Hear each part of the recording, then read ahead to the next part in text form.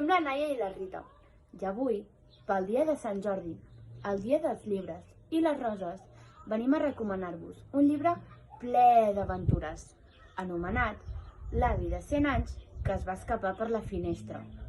L'Alan, el principal personatge d'aquesta història, és un home de 100 anys que s'allotja en una residència. El dia del seu aniversari decideix tocar el 2 i fuig cap a l'estació de busos.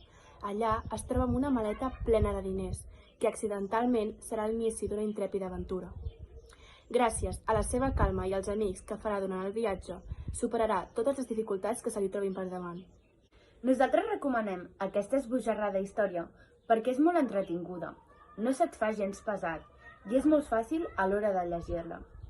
És un dels llibres més preuats i un dels més venuts i reconeguts amb una història del segle XX.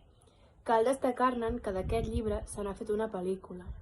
I per això i molts més motius us animem a llegir aquesta història.